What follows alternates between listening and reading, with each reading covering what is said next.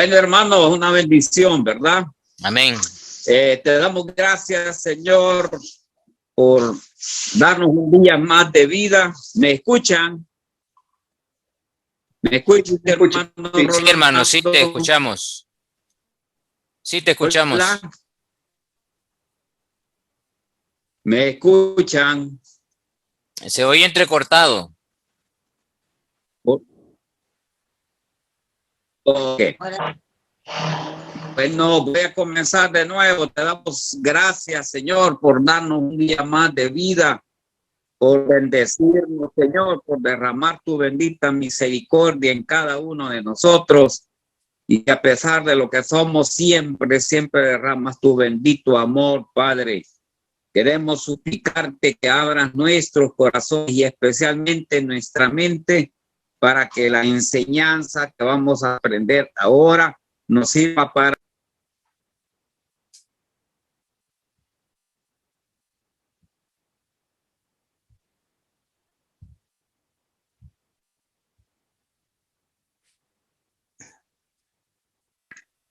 Se fue el volumen. Se le fue el volumen y se le fue todo.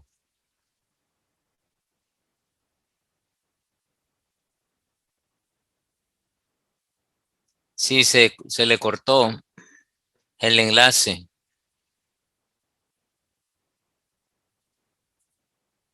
Algo le pasó.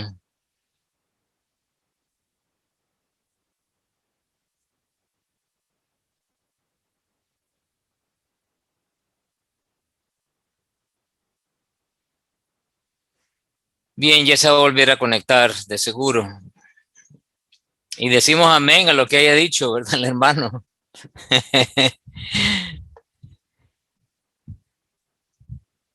Bueno, vamos a dar una introducción. Hermano Roberto, quiero ver que, hermano, sí, hermano Roberto es de Costa Rica, ¿verdad? Sí, amén, amén, hermano. Ajá. Samuel y Cecilia, ¿de dónde? Ah, de México. Uh-huh. Sí, hermano, en México, de la parte sur de Chiapas. Ah, ok, magnífico. Veamos. Mauricio Telles, de Costa Rica. David Telles también. Muy bien, vamos a iniciar tratando de recordar algunos puntos que vimos la vez pasada en el capítulo 4 y en el capítulo 5. Comenzamos a ver la oposición interna y externa. Y vimos la primera etapa. ¿En qué consistía esa primera etapa de la oposición? ¿Se recuerdan?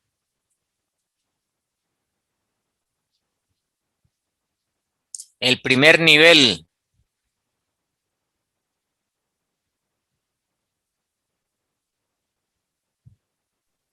¿Qué hicieron? Los enemigos externos se encargaron de la construcción del muro.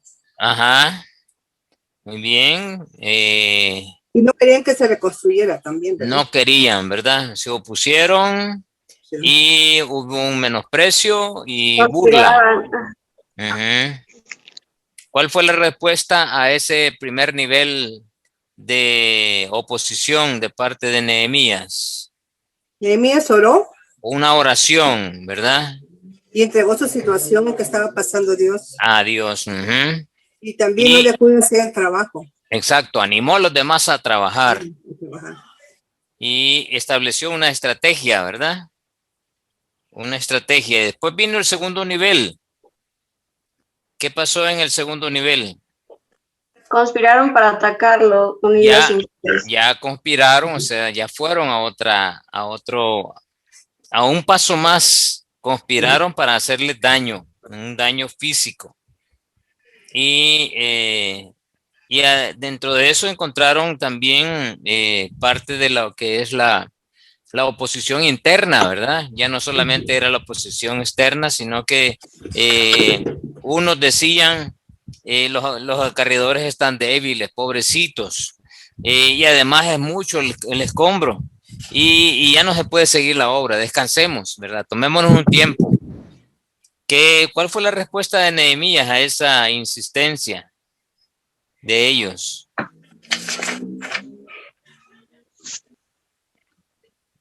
Hace oración y Orar. elabora una estrategia. Exacto. Hace oración y elabora una estrategia, ¿verdad? ¿En qué más o menos consistió la estrategia que se planteó Nehemías? Organizó al pueblo. Organizó. Listos para pelear, los que tenían que trabajar en la obra. Ajá. Y también los que tenían que anunciar cuando viniera un ataque o algo.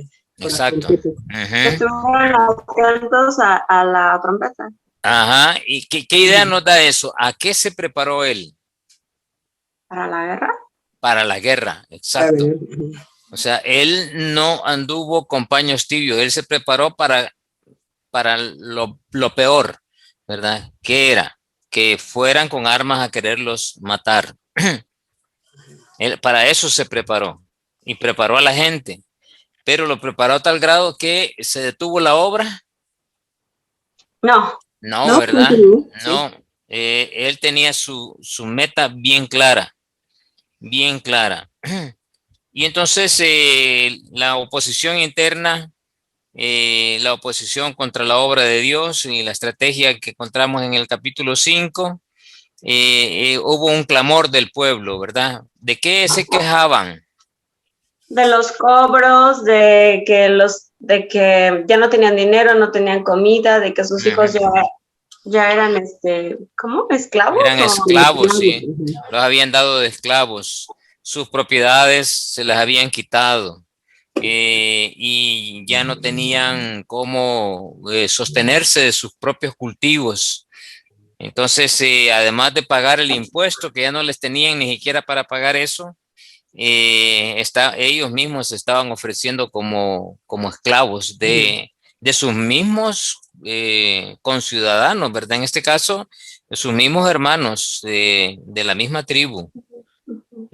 Pero Dios desbarató los planes de ellos. ¿Y qué hizo Dios? ¿Cómo le ayudó a Nehemías? Pues cuando habló él reunió a todos, ¿Sí? y habló con los dirigentes y al final ellos decidieron ya no cobrarles nada, pues. Hicieron... se enojó mucho. Exacto. Al principio, ¿verdad? Cuando él oyó toda la queja y sabiendo de que había pasado eso, él se identificó y dijo, yo también he caído en esto. Y se molestó, pero no la agarró con ellos, ¿verdad? Acuérdense que él siempre definió quién era verdaderamente su enemigo. Y no la agarró con ellos, sino que lo que hizo fue exhortarles. ¿Y qué hizo antes de hablar Nehemías? En este caso, orar. Aparece una oración. Me enojé, dice.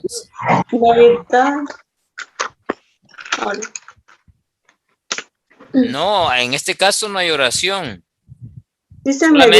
Solamente dice medité. Posiblemente, ¿verdad? Posiblemente haya orado.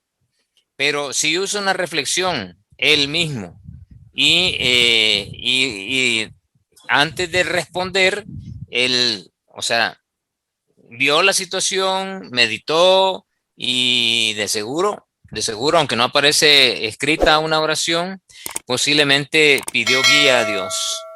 Y ese tiempo que él tomó, ese que pudo haber sido unos segundos o algunos minutos, le sirvieron para ordenarse, ¿verdad? Y Dios le ordenó su pensamiento, sus ideas, y vino y los confrontó, ¿verdad? Y respondía a los nombres, les dice los oficiales, y les dije, y les comienza a decir qué es lo que ellos estaban haciendo mal. Cuando él les dice, y vosotros vendéis aún a vuestros hermanos y seréis vendidos a vosotros. ¿Y cuál fue la reacción de ellos cuando los confrontó con esas preguntas? Se callaron. Callaron, no tuvieron valor de decir nada más, ¿verdad? Porque les había dicho toda la verdad. Y no tuvieron que responder. Qué tremendo esto, ¿verdad? Cuando uno dice la verdad, no hay respuesta, no hay excusa a la verdad cuando se dice de manera puntual. Y luego, y dije, no es bueno lo que hacéis. Aquí él califica su actitud moral y la califica como algo que no es bueno. O sea, su actitud moral, no solamente hacia sus compañeros, sino que hacia Dios, porque la ley es la que estaban rompiendo. ¿Se recuerda? Vimos varios textos de la ley de Levíticos, de Éxodo y de Deuteronomio, que ellos habían roto la ley, no la estaban cumpliendo, la habían hecho a un lado por completo. Y luego encontramos del 14 en adelante. ¿Qué pasó? Hay una identidad de parte de Nehemías. Y dice también desde ese día que me mandó el rey que fuese gobernador de ellos en la tierra de Judá, desde el año 20 del rey Artajerjes hasta el año 32. ¿Qué relata él ahí sobre su actitud? A pesar de que Dios lo había nombrado gobernador de Jerusalén, ¿cuál fue su actitud? ¿Cómo mostró él que él quería identificarse con el pueblo y no quería hacer la diferencia? No siendo como los otros gobernadores que habían estado ahí. ¿Qué hizo él? Lo que hizo fue, el dinero que le correspondía como gobernador nunca lo tomó. Ajá. Y igual le daba de comer a creo que más de 150 personas, Sí, por lo que tenía un menciona. montón de gente que estaba ahí en su casa. Y Ajá. siempre estuvo pensando en el pueblo, ¿no? Ajá. Hasta que terminó lo que tenía que hacer. Exacto. Él dice, yo nunca comí pan de gobernador, nunca me comporté como como gobernador. Realmente él no había, su misión no era esa. Podía haberlo hecho, ¿verdad? Porque tenía la autoridad de parte del rey de Persia, pero la autoridad de Dios era superior a la autoridad del rey de Persia. Y él obedecía a Dios y su misión la tenía clara. Él no había llegado a enriquecerse, había llegado a hacer una misión, a cumplir con una misión, con un mandato que Dios le había dado. Qué humildad, ¿verdad? ¿verdad, hermano? Sí. Qué humildad, digo yo, ¿verdad? Porque Sí. se consideraba como uno más, ¿verdad? A pesar de, ¿verdad? Sí. Algo muy lindo de parte de él, ¿verdad? Exacto. Y ahí lo encontramos con una oración al final, donde él le pide a Dios, acuérdate de mí para bien, Dios mío, y de todo lo que hice por este pueblo, como poniéndose en manos del Señor, ¿verdad? Señor, yo no he pedido nada de los hombres, espero todo de ti, ¿verdad? Eso es justamente lo que está haciendo. Termina con una oración y luego inicia de nuevo con el tercer nivel de la oposición, ¿verdad? Aquí vamos al tercer nivel. Capítulo 6. Espero que hayan estudiado el manual y que porque ya había bastante que trabajar en esta semana, habían varios textos que examinar y espero que lo hayan hecho porque me va a ayudar para desarrollar la clase.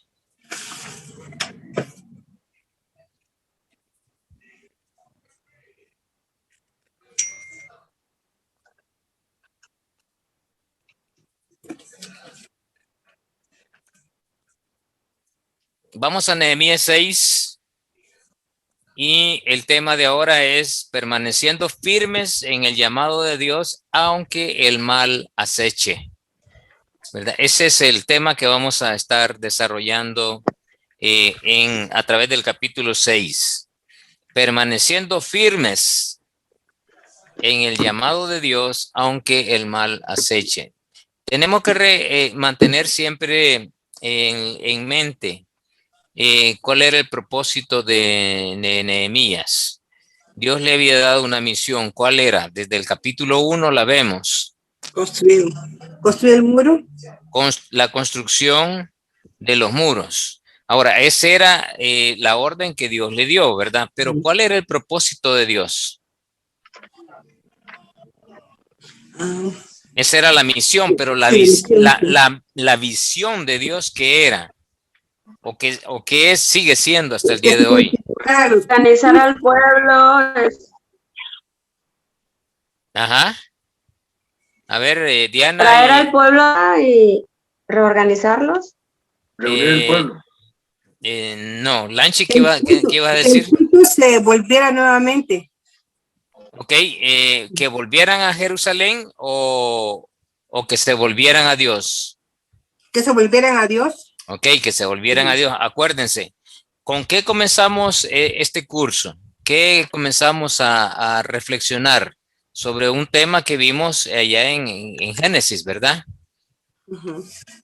¿Se recuerdan qué tema es el que comenzamos a ver? ¿A qué hicimos referencia? Tú decías sobre un hilo conductor. Ajá. Te enseñar de que Dios ha hablado a unas personas, así Dios ha ido hablando y Dios continúa hablando, ¿verdad? Sí. En el Edén. Ajá. Lo que Dios se manifestó, el hombre falló y así fue. Cuando Dios creó a Adán y a Eva, de acuerdo a lo que vimos, los puso en el Edén, ¿verdad? Ahí más bien dicho, ahí fue donde Dios hizo la obra de la creación del hombre.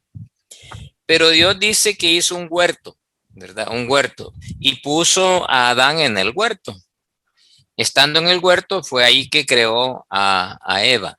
Pero Adán y Eva estaban en armonía con Dios en el huerto del Edén. O sea, estaba el Edén y el huerto del Edén era un lugar especial que Dios había hecho para el hombre. Y vimos que el huerto del Edén tiene diversas cantidades de plantas y Dios le dijo, puedes comer de todo lo que hay ahí. O sea que Dios proveyó en el huerto del Edén todos los elementos necesarios para que subsistiera Adán con su familia. Porque cuando Dios creó a Adán y Eva, los creó sexualmente maduros para que ellos ya pudieran procrear. Y les dijo, multiplíquense. Eso quiere decir que Dios también creó el sexo como algo puro, como algo limpio, pero siempre y cuando sea dentro del matrimonio. Entonces, esa relación que inició con Adán y Eva en el huerto del Edén, esa perfecta armonía con la que estaba el hombre con Dios, esa Dios nunca la ha desechado, la mantiene vigente. Pero cuando Adán pecó, acuérdense que lo sacó del huerto del Edén y Dios cerró el camino hacia el huerto del Edén. ¿Y qué puso? ¿Se recuerdan? ¿Una gran piedra puso? No. ¿O un tractor ahí atravesado? ¿O qué puso? Los querubines puso para que... puso unos querubines, ¿verdad? Y que tenían con una espada, ¿verdad? Claro, por supuesto. Con una espada para que no nadie, entre, pues. para que nadie entre. Y luego vino Dios y en el transcurso del tiempo vino estableciendo pactos con los hombres. Uno de los pactos más predominantes es el que hizo con Moisés y Dios le dijo que le dio una ley, ¿verdad? Para que se sostuvieran a través de la ley. Una vez cumplieran la ley, iban a estar en armonía con Dios.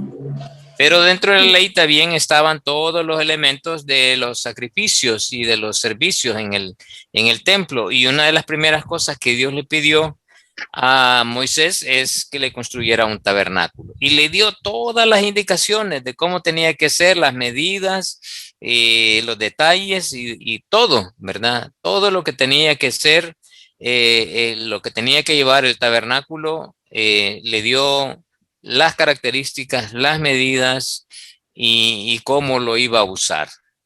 Entonces, y ahí estableció al Aarón como el sumo sacerdote, ¿verdad? Y a la tribu de Leví como los que iban a ser los sirvientes en el templo. ¿Con qué propósito? Con mantener esa relación que había iniciado en el huerto del Edén con los hombres, o sea, establecer esa relación. Y por eso dijo yo, mi presencia va a estar ahí. Y por eso es necesario que de una vez al año vengan y hagan remisión de pecados, ¿verdad? Que haga confesión de pecados, y eso a través del sacrificio del cordero. O sea, el derramamiento de sangre, Dios perdonaba los pecados, y el sumo sacerdote llegaba y él primero ofrecía el sacrificio por él y luego después por el resto del pueblo. Así se fue practicando, ¿verdad? Hasta que vino Dios y le pidió a David que le construyera un templo. Pero no tuvo el privilegio de construirlo, sino que lo construyó su hijo Salomón. Él le construyó un templo, entonces ya era una casa fija, un lugar específico, y el arca del pacto se puso allí. Y ahí la presencia de Dios estaba vigente siempre en ese lugar, y la ley se seguía cumpliendo en el primer templo. El primer templo fue destruido por Nabucodonosor. Eso es la historia anterior a la que estamos llevando. Pasados los 70 años, vino Dios y motivó al rey Ciro, y Dios lo usó, ¿verdad? Para enviar al primer contingente que les diera permiso de regresar, y vino Zorobabel para que lo primerito que se debería de construir, que había sido destruido por Nabucodonosor, era el templo. No eran los muros, no eran las puertas, era el templo. Una vez construido el templo por Zorobabel, no comenzaron a ofrecer sacrificios. ¿Por qué razón? Porque no habían regresado sacerdotes ni servidores levitas con ellos, sino que eso se los trajo Esdras en el segundo retorno. Una vez comenzado los servicios, porque Esdras llegó justamente eso, a hacer una reforma religiosa, y llevó los sacerdotes, ¿verdad? Mandó a su gente a los diversos lugares del imperio persa a que buscaran y recogieran y les dijeran que ya había autorización para regresar a Jerusalén, que el templo ya estaba construido y que había que oficializar los servicios a Dios de nuevo, mantener esa relación. Entonces Dios propició, Él dio la iniciativa a través de los mismos reyes persas para que el pueblo de Israel poco a poco comenzara en el retorno hacia la tierra de Jerusalén. Y así fue, ¿verdad? En el segundo retorno comenzaron, pero esa gente que regresó con Zorobabel en el primer retorno y en el segundo retorno con Esdras, vemos que en el caso de la historia de Nehemías, como que se habían acomodado, ¿verdad? Como que habían olvidado exactamente el propósito por el cual Dios les había permitido llegar, y olvidaron. Y ciertamente era gente que caía frecuentemente en eso. Cuando uno estudia un poco los primeros capítulos del libro de Esdras, uno se da cuenta que la gente que llegó tenía esta gente de estos enemigos, Sanbalat, Tobía, eran los mismos que estaban allí. Y en esa época fueron los mismos que llegaron a hostigar y a amenazar. Y en ese tiempo sí lograron parar la obra, ¿verdad? Porque pasó parada alrededor de 12 años la obra, hasta que Dios envió a Nahum son 12, a Zacarías. Fueron 12 profetas menores que Dios motivó para que fueran y les dijeran, ¿verdad? ¿Qué están haciendo aquí? Vayan y reconstruyan. Y así fue como los animaron, y terminaron el templo, a pesar de todas las dificultades. Pero eso quiere decir que dentro del pueblo había gente que se había acomodado. y dentro de ellos los mismos sacerdotes. Ya vamos a darnos cuenta que no solamente era eso, sino que otros problemas que también habían generado los mismos sacerdotes, sabiendo que ellos son los que tenían que dar el ejemplo de el seguir y cumplir con la ley, ¿verdad? Así es que el propósito o la misión de Nehemías era reconstruir los muros. ¿Con qué propósito o cuál era la visión de Dios? Restablecer la relación con los hombres, en este caso con su pueblo. Ese era el propósito. Por eso que quería protegerlos. ¿Para qué? Para que ya no tuvieran temor. ¿Para qué? Para que ya no estuvieran acosados. ¿Para qué? Para que ellos pudieran dedicarse al servicio a Dios. Una vez ya construido el templo, una vez teniendo seguridad, pues ya los sacerdotes podían hacer lo que Dios les había mandado a través de la ley. Eso no perdamos de vista, porque esa es la secuencia que nosotros vemos y llega hasta la iglesia, en donde ya no quiso Dios tener un templo afuera, sino que lo estableció con los hombres, ¿verdad? En los hombres. Dios ya no está afuera, sino que ahora está en nosotros. Nosotros somos el tabernáculo. Entonces, el enfoque de Nehemías 6 son vamos a ver las artimañas del enemigo de la obra de Dios. Conociendo al enemigo, ¿verdad? Hay que conocerlo, hay que saber quiénes son.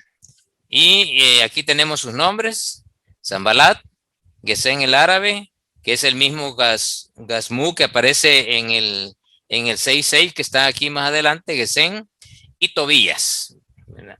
Y aparecen otros pueblos por ahí, pero estos son los únicos que se dan nombres específicos de ellos. Vamos a conocer un poquito a Tobías. Tobías es un hombre que aparece aquí frecuentemente y que aparece también en Esdras. Y ¿por qué tanto odio de Tobías, verdad? ¿Cuál era la trascendencia? ¿Por qué? Mire, cuando una persona manifiesta un insistente odio hacia algo, hacia alguien, o sea, una organización, hay algo detrás de eso, ¿verdad? Y nunca hay que despegar el ojo de esta persona, porque puede trascender a cosas de su pasado. Y eso es justamente lo que vemos aquí con Tobías, y espero que hayan examinado los textos del manual, porque eso nos da un poco de luz de quién era realmente Tobías. Las acciones más relevantes en la oposición del plan de Dios. ¿De quién? De Tobías. Entonces vamos a estudiar un poquito a Tobías. Ustedes tienen ahí, ¿quién era? ¿Quién era Tobías? A ver, ¿qué investigaron? Era amonita. Era amonita. Ajá. ¿Qué quiere decir eso? ¿Alguien investigó, se interesó en investigar un poco qué era eso? Fue uno de los hijos de Lot, ¿no? O sea, de las hijas que tuvieron una relación incestuosa, ¿no? Sí, ese es exactamente lo que nos va a ayudar a darle respuesta a quién era, ¿verdad? ¿Por qué razón actuaba así con Judá? Y ¿por qué hizo alianza con los enemigos de Judá? Por eso es que veamos, fíjense que el nombre de Tobías significa eso. Jehová es bueno, o bondad de Dios. Qué tremendo, ¿verdad? Eso significa Tobías, la bondad de Dios, o Jehová es bueno. O sea, ¿qué idea nos está dejando esto? Que era parte del pueblo, era un medio judío. Pero era medio, no digo medio judía, era parte del pueblo de Israel, porque Lot eran parte del pueblo de Israel. Y lo único que fue producto de algo incorrecto. Y por eso es que encontramos, lo vemos ahí desde Nehemías 2:10, y que a pesar de que se le había puesto un nombre de Dios, no necesariamente quiere decir que es una persona que ame a Dios. Yo conozco varias personas aquí en el país que tienen nombre Jesús, Pero no porque tienen nombre Jesús es que se van a portar bien, ¿verdad? O algunos que le llaman Lucas, o porque tiene el nombre de un discípulo, no, este es un santo, ¿verdad? Pues, todo lo contrario. Pues este era así, ¿verdad? Jehová es bueno, Tobías, la bondad de Dios, pero que para nada era un hombre que respetaba a Dios. ¿Qué encontramos en Nehemías 2:10? A ver. ¿Qué dice de Tobías?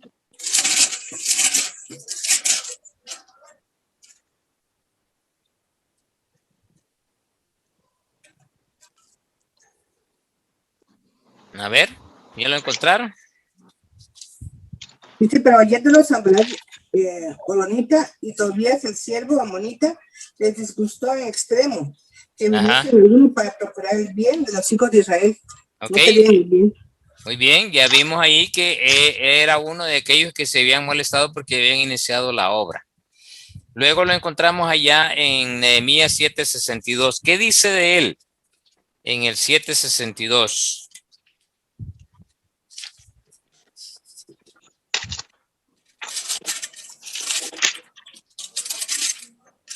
Los hijos de Laia, los hijos de Tobías y los hijos de Neco, 642. O sea, estos eran enemigos. Fíjense bien, dice en el versículo 60, y todos los sirvientes del templo, hijos de los siervos de Salomón, 392. Y estos son los que subieron de Tel Mela, Tel Arsa, Kerudo, Adón e Imer, los cuales no pudieron mostrar la casa de sus padres, ni su genealogía, si eran de Israel, los hijos de Delaya, los hijos de Tobías, los hijos de Necoda, 642. ¿Qué dice de Tobías?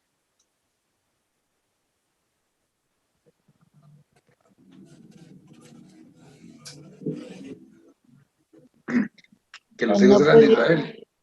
¿Cómo? No pudo comprobar su genealogía. Ajá, de Israel. Si nosotros vamos a México y digo, miren, yo soy mexicano, pues compruébenme, ¿verdad? Denme ahí su partida de nacimiento o un pasaporte que diga realmente que usted es de allá. Aquí tampoco, allá no lo van a dejar entrar si no comprueba realmente que es de ahí. Los judíos tenían esa característica que siempre han llevado una secuencia de sus antepasados y saben sus raíces. Y en este caso ellos no pudieron comprobar. Y eran bastantes, eran 642 que no pudieron comprobar quiénes eran. Y ellos decían que eran parte del sacerdocio, eran parte de los sirvientes del templo. De Israel.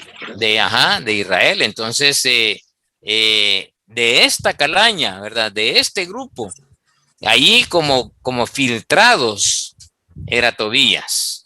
Entonces, eso nos ayuda a ir entendiendo quién realmente era Tobías. En el versículo que estamos leyendo, en el capítulo que estamos leyendo, encontramos ahí en el versículo 17, que dice de Nehemías.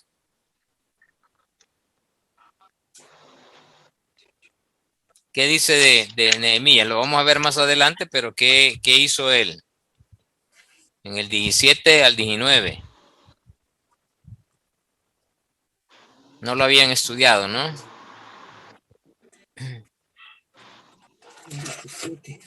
O sea, había un intercambio de correspondencia, ¿no? Entre Tobías y otros líderes, podríamos decirlo así.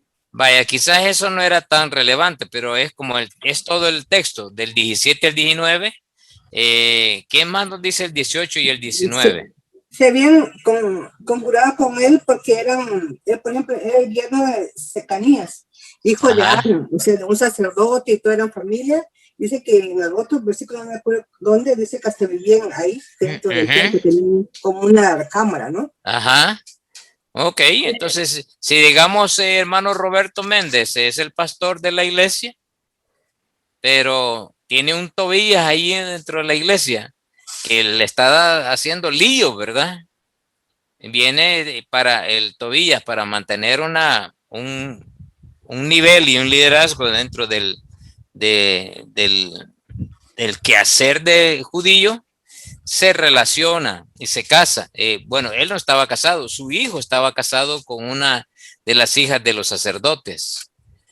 Y eso hacía de que ya estaban emparentados y no podían hacer otra cosa nada más que tratarlo como un pariente de ellos, ¿verdad? Y por eso es que confabulaban, quiere decir que se ponían de acuerdo en contra de Nehemías, porque Nehemías estaba pobrecito Tobías, miren, no lo toma en cuenta, ¿verdad? Lo está marginando.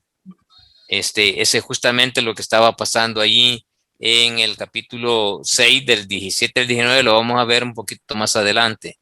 Y en el 13 del 4 al 8, ¿qué pasa?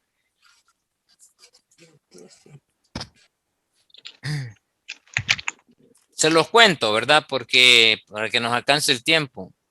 Le cuentan a Nehemías, aunque lo vamos a ver más adelante, lo vamos a estudiar, pero le avisan a Nehemías que allá en Jerusalén, eso quiere decir que Nehemías había regresado al donde el rey y a Nínive, y que el Tobías, bueno, ya no estaba Nehemías, entonces él comenzó a hacer de las suyas y exigió a los sacerdotes que le dieran un espacito en el templo. Y sacaron toda la parte donde estaban los tesoros del templo, de ahí lo sacaron y lo pusieron en otro lado o se lo robaron, ¿verdad? Y lo pusieron ahí, esa era la casa de Tobías, ahí vivía. Cuando Nehemías regresó y vio lo que había pasado, lo primerito que hizo fue echar a Nehemías de ahí, y quiero decir a Tobías. Y era un hombre astuto y peligroso, extremadamente peligroso. Lo vamos a ver en su momento en el capítulo 13, que es el último del capítulo que vamos a estudiar. Pero eso nos da una luz de quién era Tobías. Seguimos estudiando, aquí vemos ya la trascendencia, ¿verdad? En capítulo 19, versos del 30 al 38, encontramos que las hijas de Lot, cuando vieron que su padre no tenía descendencia y que su madre había quedado como una estatua de sal y que no tenían hijos varones para darle una continuidad a su legado, ¿verdad? Entonces decidieron emborrachar a su papá y se acostaron con él y cada una tuvo un hijo. Quisiera alguien que leyera el versículo 38 de ese texto. Génesis 19, 38.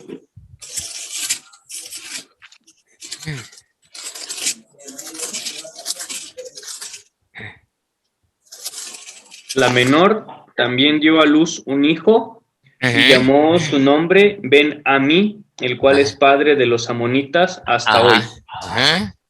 Y el versículo anterior, bueno, no, ahí termina, no hay un siguiente versículo porque habla de los moabitas. Quizás está en el versículo anterior, en el 37. Sí, 37. ¿Quién lo lee, porfa? Y dio a luz la mayor un hijo, y llamó su nombre a Moab, el cual es padre de los moabitas hasta hoy. Ok, entonces ustedes ya pueden anotar ahí, ¿verdad? Tobías. ¿De quién era descendiente? De Lot. ¿Y quién era el papá de el tatarabuelo? Era Lot. ¿Y la tatarabuela quién era de los moabitas? ¿Por qué no él era amonita, verdad? La amonita era Tobías. Entonces, ¿quién era su tatarabuela? ¿La hija menor de Lot o la hija mayor? La hija mayor. La hija mayor, la primera, ¿verdad? Entonces, de un incesto se le llama, ¿verdad? Sí. A eso, fue producto de dos grandes tribus que se volvieron pueblos muy fuertes y que todo el tiempo fueron enemigos del pueblo de Israel. Es la hija menor, no la mayor. La mayor fue. Creo que es la hija menor. La menor. Es que la menor es la de los amonitas y la mayor la de los moabitas. Pero Tobías era que amonita o moabita. Amonita, entonces. Amonita. Amonita, ¿verdad? Tobías. Ok, en la amonita. Bueno, ahí tienen un texto, ustedes anótenlo en sus anotaciones. Entonces vemos ahí que era descendiente de Lot y de sus hijas. Luego encontramos en Deuteronomio 23 del 3 al 8. Esto lo vamos a buscar porque esta es una ley que como consecuencia de lo que pudiera pasar, de lo que pasó, Dios dejó establecido esto. Acuérdense que esta ley surgió después de lo que pasó con Lot, porque fue en la época de Abraham. Y dice el capítulo 23, verso 3, no entrará amonita ni moabita, o sea, las dos tribus justamente, ¿verdad? En la congregación de Jehová, ni hasta la 10ª generación de ellos. No entrará en la congregación de Jehová para siempre. Eso quiere decir que Dios los destituyó. ¿Por qué? Por la forma en que estas dos naciones se desarrollaron. Y ahí sigue después, ¿verdad? Esto, ahí tienen el texto. Pero esto nos da una luz de lo que había realmente en su corazón y cómo esa raíz de amargura, esa raíz de odio se fue desarrollando en el transcurso de la historia, no solamente en él, sino que en todos, porque también encontramos en la historia de Esther un personaje que también se opuso a la obra de Dios, que también quiso matar a todos los judíos, y este se llamaba Amán, y Amán tenía una descendencia que era amonita. Y encontramos, ¿verdad? Una secuencia de que todos estos eran enemigos históricos del pueblo de Israel. Eso nos da una pauta para afirmar que el odio en el corazón de Tobías era histórico y que trascendía a todos sus descendientes y a la forma que él mismo había sido educado.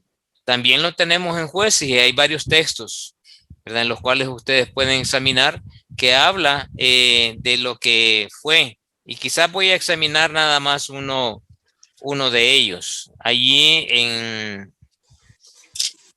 Jueces capítulo 3:13. Solo para ir teniendo la idea de la secuencia histórica de quién era Tobías, dice el 3:13. Voy a leer desde el 12. Volvieron los hijos de Israel a hacer lo malo ante los ojos de Jehová, y Jehová fortaleció a Eglón, rey de Moab, contra Israel, por cuanto había hecho lo malo ante los ojos de Jehová.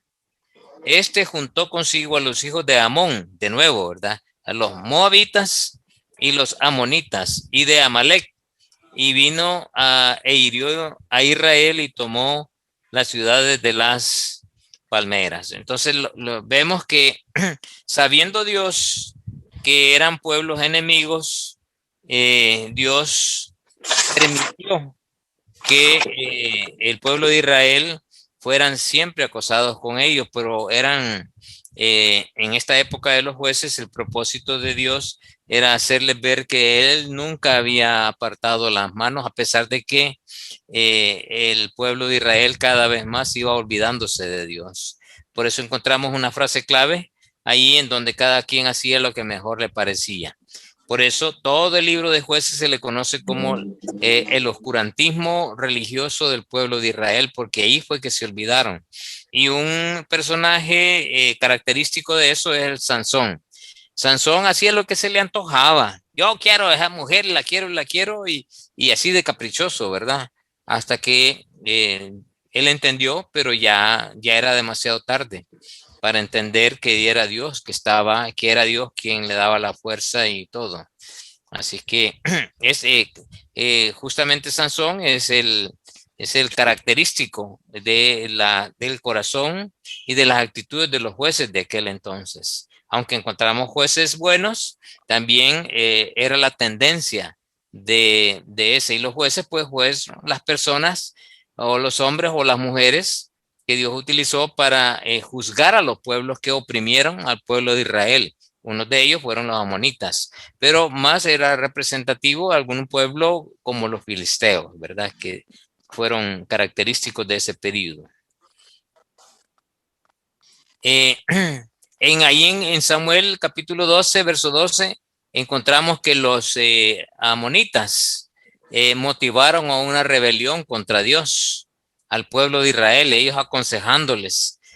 Ustedes pueden leer el texto y pueden leer desde el versículo 1 hasta el versículo 14 y van a encontrar esa historia, ¿verdad? Que Dios permitió que los amonitas motivaran a una rebelión contra Dios al pueblo de Israel. Eso nos ayuda a conocer un poco el corazón de este hombre, ¿verdad? Y preguntar y darle respuesta a la pregunta, bueno, ¿por qué era así? ¿Por qué a veces nosotros actuamos así en algún momento? Es porque nunca hemos solucionado alguna raíz de amargura en nuestra vida. Nunca hemos conciliado con Dios nuestros rencores, nuestros odios, las cosas que nos ha hecho alguien. Nunca las hemos perdonado, ¿verdad? Nunca se las hemos entregado a Dios y ahí mantenemos cada vez que vemos a esa persona o algún familiar o algo que tenga que ver con esa persona y comenzamos que la bilis nos comienza a hacer estragos en el estómago y eso es terrible, ¿verdad? Cuando nosotros no tratamos el problema del rencor, del odio en nuestras vidas. ¿Qué sucedió de acuerdo al relato en 1 Samuel 14:47? ¿Quién lo tiene? Que lo lea. Esos están en el manual, ¿verdad? Todos estos textos están en el manual. Dice, después de haber tomado posesión del reinado de Israel, Saúl hizo guerra con todos sus enemigos en derredor.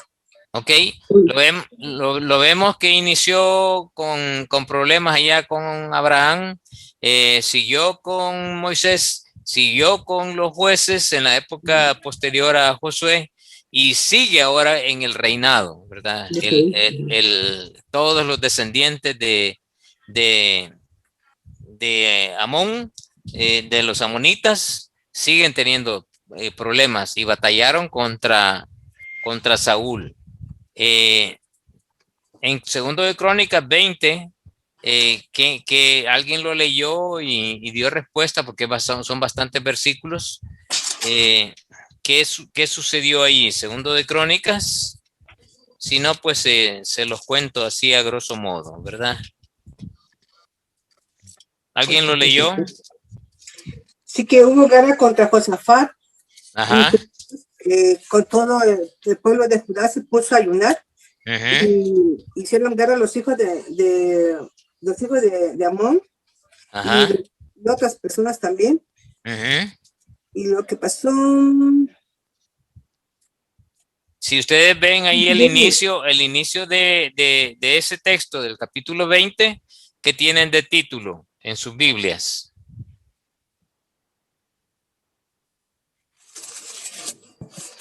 Victoria sobre Moab y Amón. Los mismos, ¿verdad? Los mismos de siempre, ¿verdad? Y cada uno, cada vez, en cada época, en cada periodo, los mismos enemigos no cambian. Sí, cambian algunos nombres, pero son descendientes siempre de estos mismos. Y toda esa historia nos narra que siguen siendo los mismos enemigos. En Segundo de Reyes, capítulo 24, versículo 1 y 2. Si alguien lo tiene, que lo lea.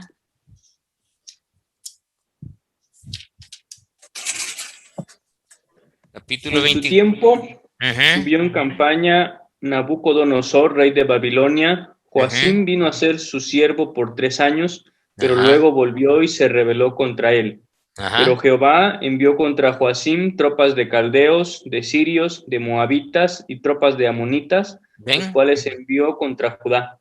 Ok, entonces, de nuevo, ¿verdad? Se asociaron con caldeos, se asociaron con asirios, hicieron alianzas. ¿Para qué? Para batallar contra el pueblo de Israel.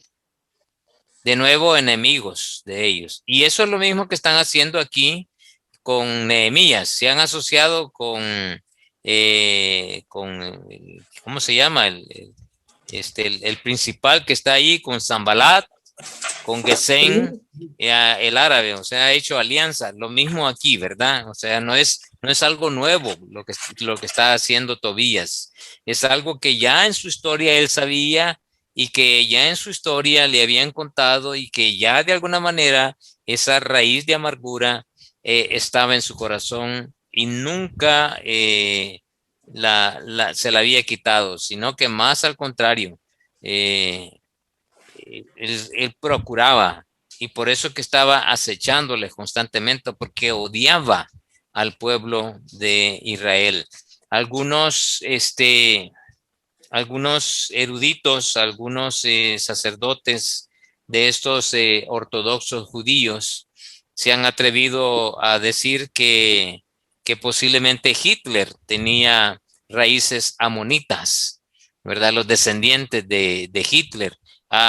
Yo he leído algunos libros que sustentan que las razas de los amonitas llegaron a asentarse en la región de Germania, que es donde está ahora todo Alemania. Y que posiblemente, ¿verdad? Porque, ¿por qué razón había tanto odio de parte de Hitler hacia el pueblo judío? Es incomprensible para hacer todo lo que hicieron y quizás cosas peores de lo que hicieron estos en su época.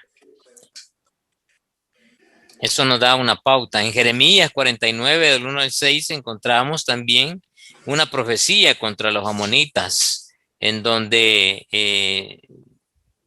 Dios le dice a Nehemías que ese pueblo que, que profetice, ¿verdad? Que ese pueblo va a ser destruido por completo y ya no va a haber memoria de él. Ahí tienen los textos, estudienlos, porque eso nos da la luz, eso nos da la pauta, eso nos da la, la, la seguridad de afirmar que Tobías era descendiente de los amonitas, eran descendientes del incesto que hubo entre las hijas de Lot, y Dios por eso prohibió que los amonitas y los moabitas fueran parte del pueblo de Israel.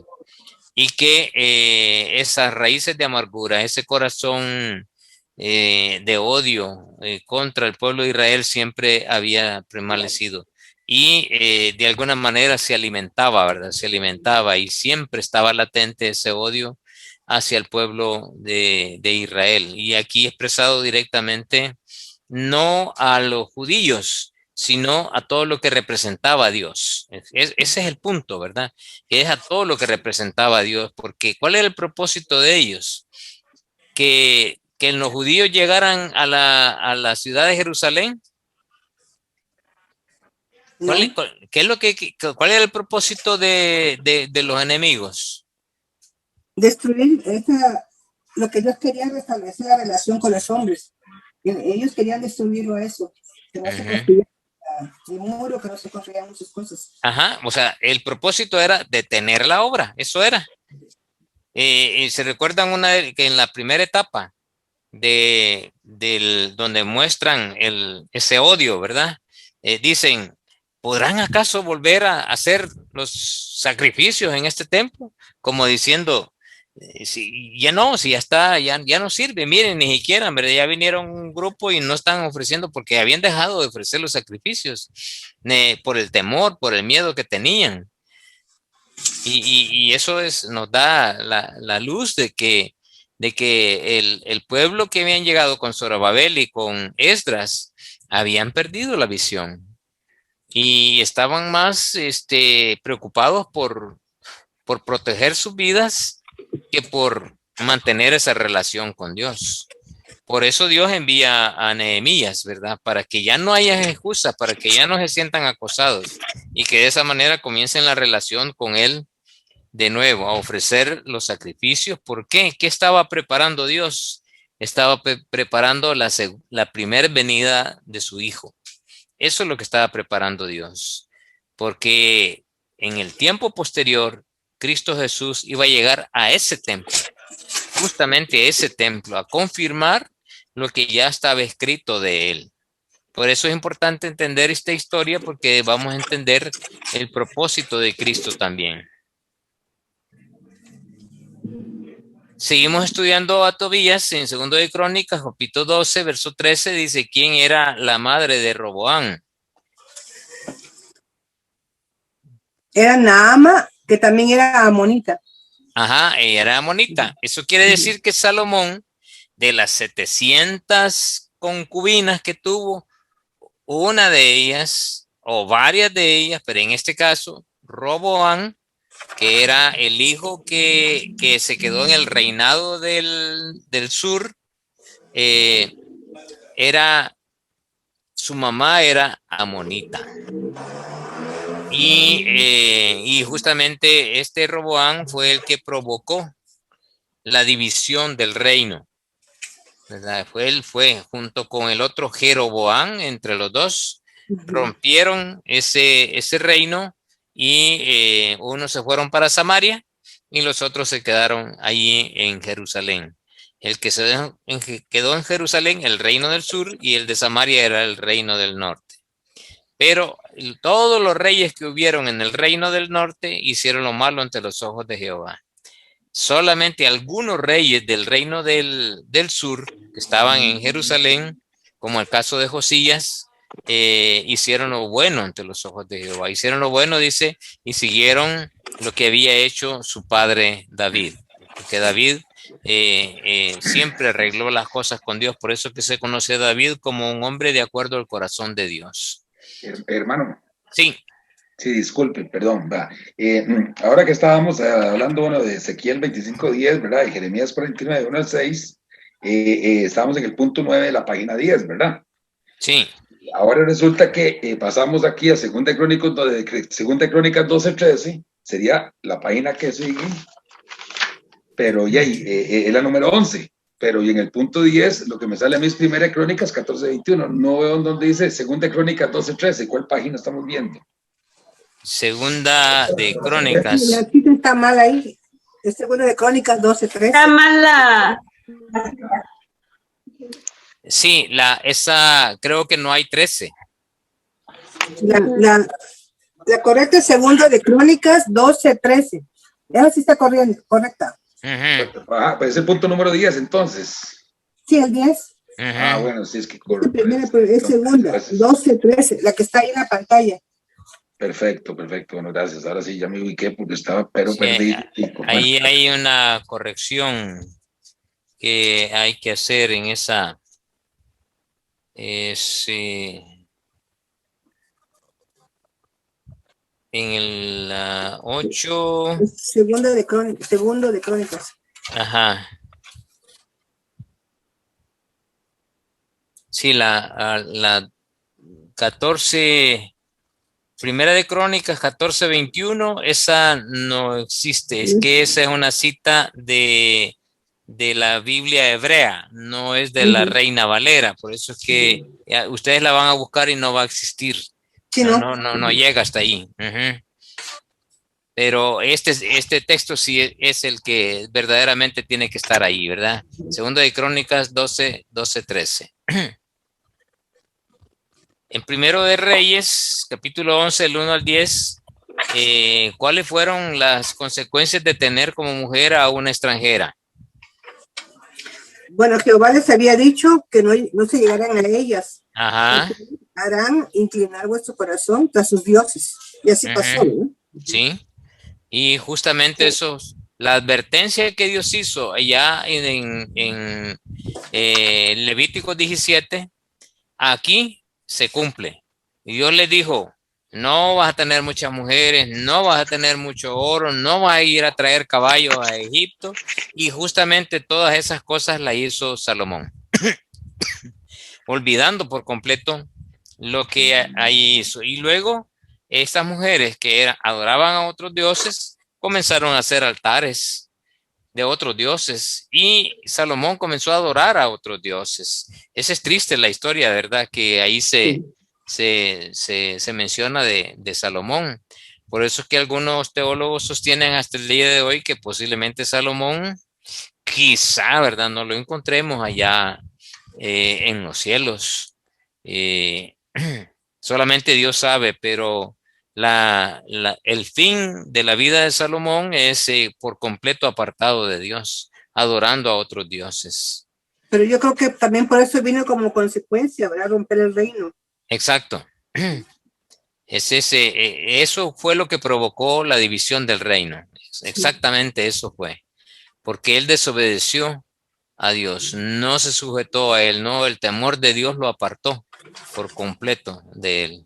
Y esa es la historia que van a encontrar ahí en Primero de Reyes 11 del 1 al 10. ¿Qué le sucedió a Salomón y por qué? De acuerdo a esa historia. Bueno, que hizo lo malo y no siguió a Jehová. Ajá, uno, eso, ¿verdad? Que hizo lo malo y no siguió a Jehová.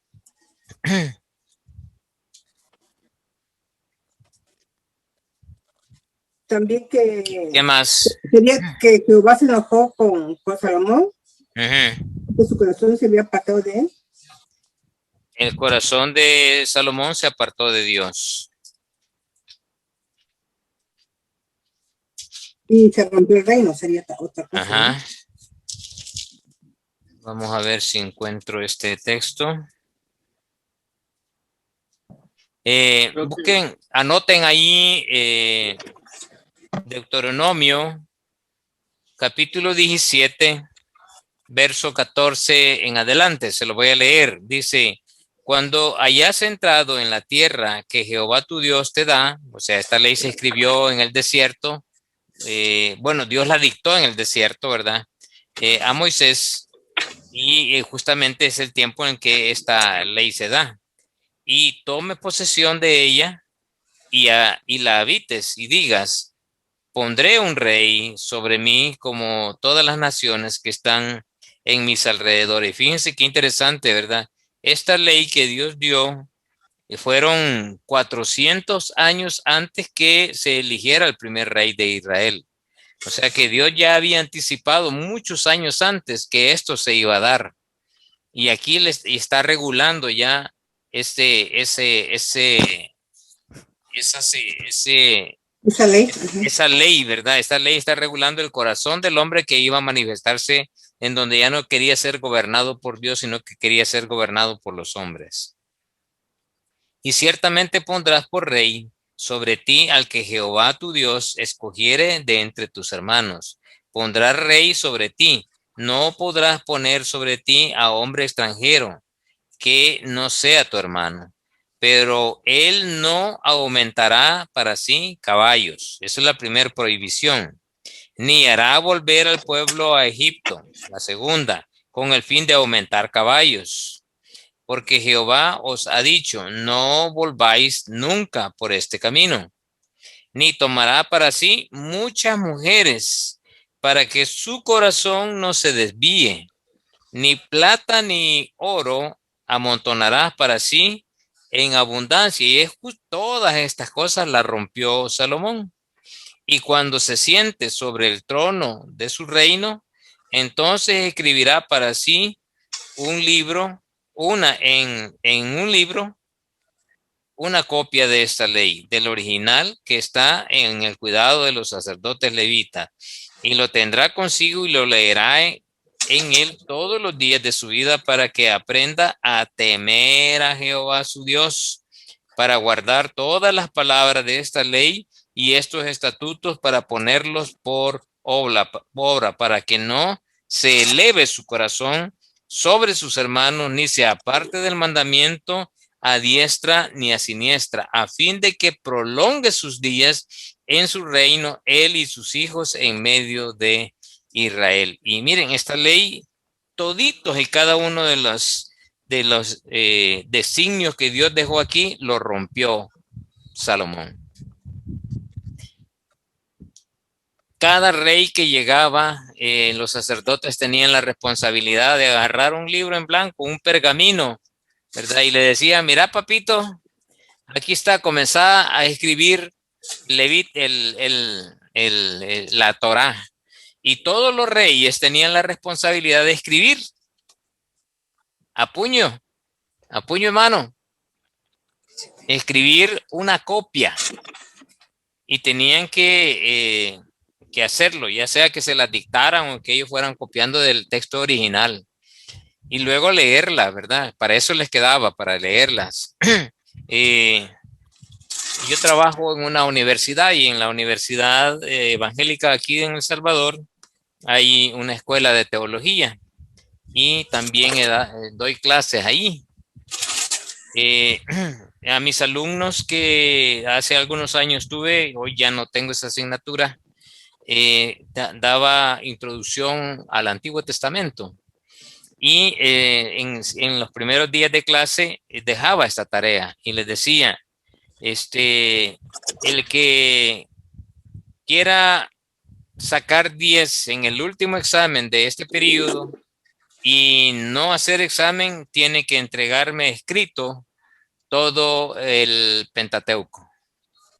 Y algunos lo hicieron, algunos no lo hicieron porque yo lo di como opción, ¿verdad? El que quiera hacerlo no se va a someter a examen y va a tener 10 automáticamente. Pero el testimonio de todos los que lo hicieron es que aprendieron tantas cosas y vieron tantos detalles que no los habían visto porque lo escribieron de puño y letra. Y recuerdo los que llevaron, ¿verdad? Uno me llevó como 12 cuadernos, de esos cuadernos que ocupan los niños para la escuela, como 12 cuadernos, en donde ahí página por página habían escrito capítulo por capítulo y me lo llevaban en un paquete, ¿verdad? Aquí está. Y le digo, buen servo fiel y justo fuiste sobre poco, fuiste fiel sobre mucho, te pondré, no te voy a hacer examen a ti. Y no les hacía examen, ¿verdad? Les cumplía con la promesa. Pero ellos al final me decían, mira, gracias, ¿verdad? Porque no fue tanto la labor, si yo creo que me acabé como unos 15, 20 bolígrafos, pero valió la pena. El testimonio de algunos no lo hicieron efectivamente, ¿verdad? Porque era opcional. Lo vieron demasiado gravoso. Y quizás así le tocó a Salomón decir, ay, no, ¿para qué, verdad? Si tomo ahí están los sacerdotes, ellos que lo hagan. A veces esas actitudes son las que son más dañinas en la iglesia, en donde casi siempre dicen, no, al pastor le corresponde eso hacer, ¿verdad? Y es responsabilidad de todos, como el hecho de evangelizar, como el hecho de discipular, como el hecho de dar buen testimonio o de orar también, ¿verdad? Vos estás más cerca de Dios, dicen algunos, y ahí llegan a buscarlo a uno para que ore por ellos, ¿no? Pero todos tienen a Dios, Dios los escucha a todos. Y tenemos al final, que ese es justamente este texto que acabo de leer, lo que hizo desviarse de Dios a Salomón, ¿verdad? De su corazón, el puño de mujeres que tuvo. Y eso justamente fue parte de su problema. Bien, terminamos aquí con los enemigos. Y ahí terminamos ya la primera parte del capítulo 6, que va del versículo 1 hasta el versículo 2, 14. hoy vamos del versículo 15.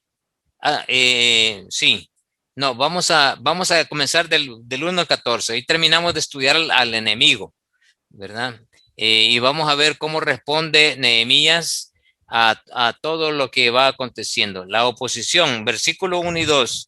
¿Cómo se manifiesta la oposición en el versículo 1 y 2 del capítulo 6? ¿Qué hacen los enemigos?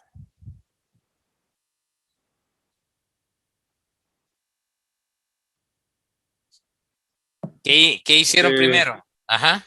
Pues ellos observaron que ya estaban terminando poco a poco de colocar las puertas y de la edificación. El muro ya se había terminado, pero hasta las puertas todavía no estaban terminadas, ¿verdad? Ajá.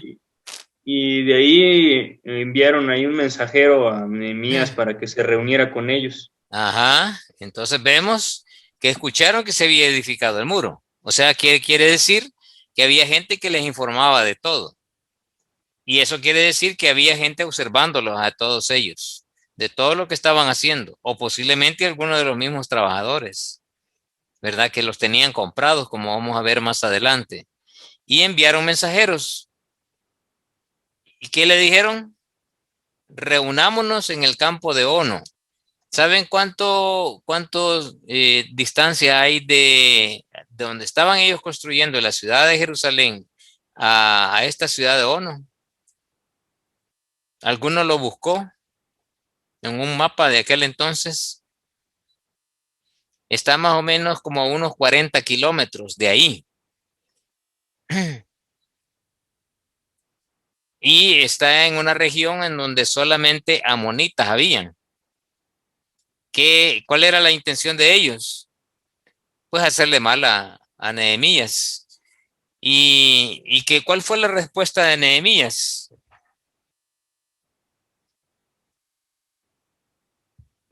Él envió otro mensajero diciendo que tenía que terminar la obra. Ajá. Y no fue. Ahí en el versículo 4. Y él y dice que varias veces insistieron, ¿verdad? Yo le respondí con la misma manera. ¿Y qué le respondió? Yo hago una gran obra. Y no puedo ir porque cesaría la obra. Exacto. Y no puedo ir porque cesará la obra. Y porque él sabía que le iban a hacer el mal. Ajá. Y por eso, y dejándola sola la obra para ir con vosotros, no puedo, ¿verdad? Yo le respondí de la misma manera porque insistieron e insistieron e insistieron. Pero él no cambió. Ese es algo que hay que resaltar de Nehemías. Sus valores, su llamado, la misión que Dios le había dado, nunca se apartó de ella. Siempre estuvo allí, presente. Y fue una ancla, ¿verdad? Que lo mantuvo a él. No solamente lo mantuvo en la misión, sino lo mantuvo en la relación con Dios. Y fue justamente ese ejemplo de él, es el que queda como precedente para todos los que estaban allí a su alrededor, ¿verdad? De mantener y restablecer esa relación con Dios. Esta es la primera parte, una vez habiendo conocido al enemigo, que era Tobías, de responder por qué razón su corazón era tan malo para con los judíos. Ya lo vimos históricamente que la razón por la cual él odiaba a este pueblo.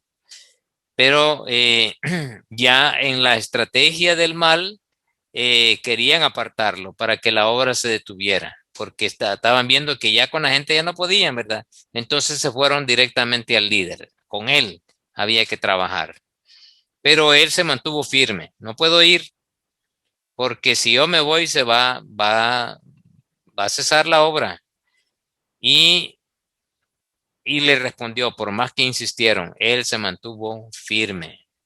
Eso nos dice que en nuestra lucha espiritual, aunque el mal insiste y insista en nosotros debemos mantenernos firmes aunque aparentemente eso nos lleve a un sufrimiento, nos lleve a situaciones difíciles en la vida, pero hay que mantenernos porque al final es Dios quien está de por medio. Y eso es justamente lo que ve Nehemías. Esta es la primera etapa ya de este tercer nivel de acoso de los opositores. Veamos, capítulos 6, versículos 5 y 7. La oposición, ¿qué hace? Ya envían después a un criado, ¿verdad? Y lo envían con una carta abierta. ¿Qué quiere decir eso?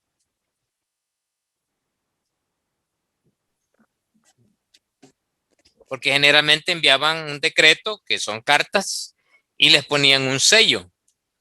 Y no las podían abrir nadie, sino que nada más aquel que era el remitente, el emisario o el que a quien le enviaban esa carta. Solamente él podía abrir ese sello. Pero en este caso envían una carta sin sello, abierta. ¿Qué quiere decir eso? Que cualquiera pudiera leer, ¿verdad? Que cualquiera tenía acceso a esa carta. Y eso era ya un mensaje para Nehemías. ¿Y qué decía la carta?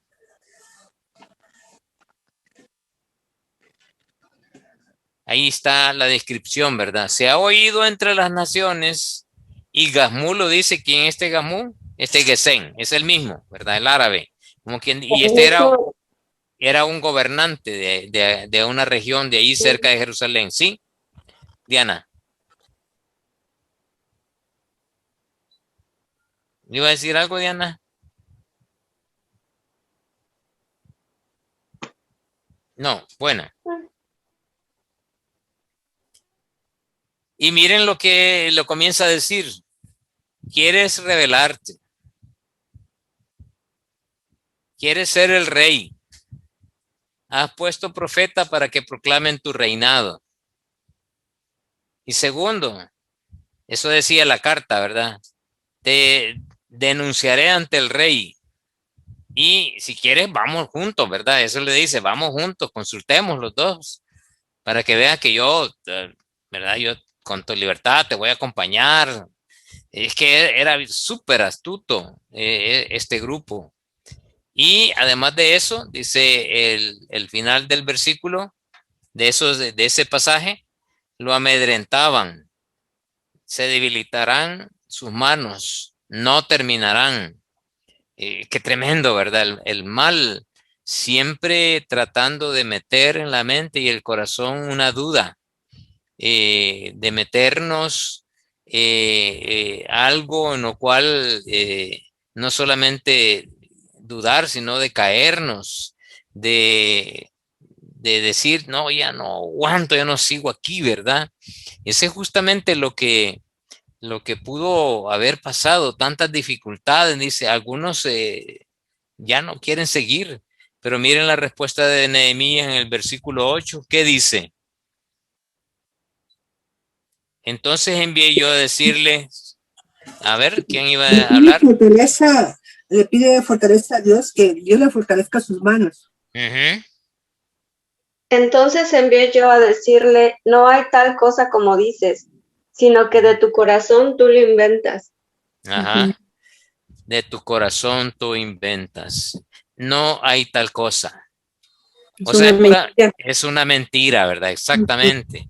Sino que tu corazón inventa. ¿Y qué ven aquí de Nehemías? ¿Qué es lo que él está viendo que no ven los demás? Y que creía Tobías que él no se había dado cuenta. O todo el grupo de los enemigos. ¿Cómo? No, yo no entiendo. Dios capacitó a Nehemías de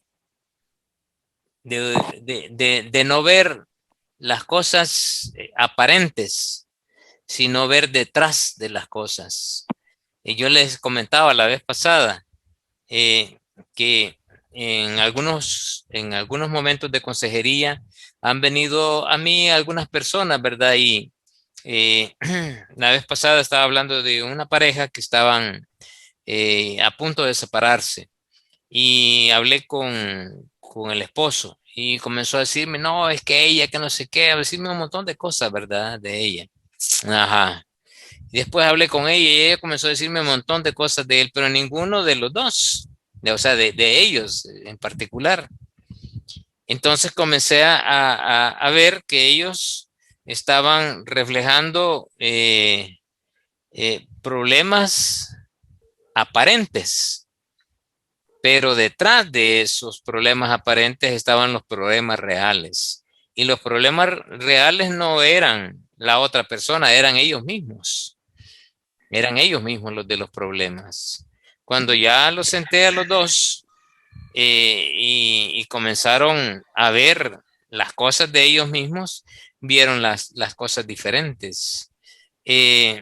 No digo yo que la consejería fue pues un milagro, ¿verdad? Porque al final terminaron separándose. Pero logré ver con esa pareja que hay muchas veces nosotros expresamos una cosa, pero a veces lo que expresamos no es realmente el problema, sino que detrás de eso hay realmente un problema real, ¿verdad? Los psicólogos le llaman a eso a las necesidades reales y las necesidades sentidas. Las sentidas son las que decimos, pero las reales son las que están detrás realmente del problema. Y aquí sucede justamente eso. Para tener esa virtud que muestra Nehemías, solamente pudo haber venido de parte de Dios esa intuición, ¿verdad? Esa intuición, y ya al final de la clase vamos a ver eso. Esa intuición, ese doble sentido de ver, de ser perspicaz para ver detrás de lo que aparentemente están diciendo las personas. Sí, y hermano, en este caso, sí. sí, sí, no, pensando, digamos, Nehemías tenía una misión que Dios le había puesto, ¿verdad? Y fuera amigo o enemigo, lo que fuera, y si le decía lo contrario a lo que Dios le había dicho, él no hacía caso, o sea, porque él tenía una meta, y esa meta la iba a cumplir. Exacto. Él no se apartó jamás de eso, y es algo que nos deja una lección, y de mantenernos nosotros. Veamos en el versículo 10. Aquí creo que lo tengo, es el 10, creo que está malo, es del el versículo 7 y el 9. Vamos a ver, el versículo 10. Si tengo mal esa cita, es las acciones de Nehemías. ¿Qué hizo Nehemías? Fue terminado el muro, veamos, ¿qué respondió Nehemías? Bueno, sí, si ustedes ven ahí, en el versículo 10 hasta el versículo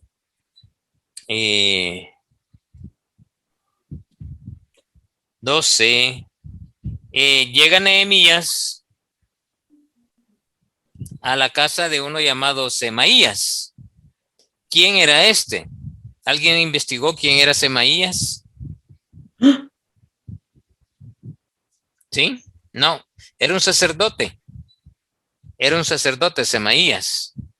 Y este estaba con un gran temor, aparente, ¿verdad? Aparente. Y llega Nehemías junto con otro a la casa de él. ¿Y qué es lo que dice? ¿Cómo estaba Semaías? Estaba encerrado, dice. ¿Qué estaba mostrando él si estaba encerrado? Miedo, ¿verdad? Temor. ¿Y qué le dijo a Nehemías? Reunámonos en la casa de Dios. Ajá. ¿Qué le estaba diciendo? ¿Qué estaba tramando él? Que se escondieran porque iban a ir a matarlo, ¿no? Ajá. Pero cuando le dice reunámonos en la casa de Dios y miren qué más le dijo. Dentro del templo. Dentro del templo. ¿Por qué? Porque vienen a matarte. Vaya, pues vamos, ¿verdad? Sí, tiene razón, quieren matarme. Vámonos a escondernos ahí. ¿Y qué le respondió Nehemías? No, La respuesta de Nehemías Ya no iba a oír. En el versículo 11 está. Ajá. ¿Qué dice en el versículo 11? No entraré. ¿Por Bueno, qué, No, ¿por qué le dice él eso? no, eso Un no es. hombre como yo he de Hace oír. una dice. pregunta, dice, un hombre como yo ha de oír, Ujú. y quien fuera como yo entraría dentro del templo para salvarse, no Ajá. entraré. Ajá.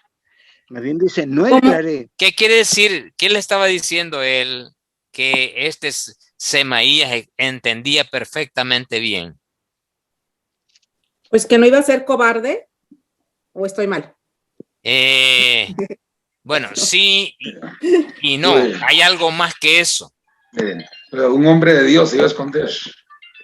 En el 12 está la respuesta de por qué razón dice, y entendí A ver. que Dios no lo había enviado, sino que hablaba aquella profecía contra mí Tobías y Zapalar lo había sobornado. O sea, era enviado para tratar que deje la obra del Señor que le había enviado a Jeremías. Sí, pero hay algo más de Pero eso. que él confía, o sea, que él no iba, es como cuando dicen, yo no voy a aceptar tal mentira, o sea, yo no me voy a, que venga quien venga, me acusen, pero yo aquí me voy a mantener porque yo sé Ajá. quién soy y qué es lo que hice, no sé, estoy como seguro de quién era y de lo que le había mandado Dios y que lo Sí. iba a proteger, algo así. Fíjense, sí, es parte, pero no es el centro de la negación de Nehemías. Por les digo, Ok. Nehemías, Dios le había dado un doble sentido de Sabiduría. perspicacia, ¿verdad? Era Dios que estaba ahí con él. Pero aquí hay que irnos a lo que decía la ley. Este Semaías era un sirviente del templo y le está diciendo a Nehemías que fueran y se escondieran adentro del templo. ¿Qué significaba eso? ¿Dónde es adentro? La palabra adentro hace referencia a que estuvieran en el lugar santo o en el lugar santísimo. En el Santo Santísimo. Ajá. Entonces, ¿qué inmediatamente se le vino a Nehemías? Que Dios permitió que él pensara en eso. ¿Qué decía la ley? ¿Qué decía la ley? ¿Qué decía la ley? Al esconderse era ahí y la obra no iba a continuar. No. Que no puede entrar porque no estaba él, para empezar tenía que santificarse, ¿no? Y todo eso, o son los sacerdotes, pero ¿no? ¿quién era el único que podía entrar ahí? El sacerdote. El sumo sacerdote. Entonces, si él entraba, entonces tenían suficientes herramientas para culparlo y decir, miren, ha roto la ley, miren, ha hecho esto. Sí, lo sí. injuriaban, lo buena injuriaban. Era una trampa hermosísima.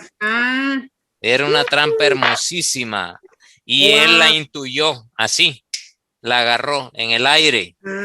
Estos me quieren hacer caer, y rápido le dijo, te has vendido, le dijo, te has vendido.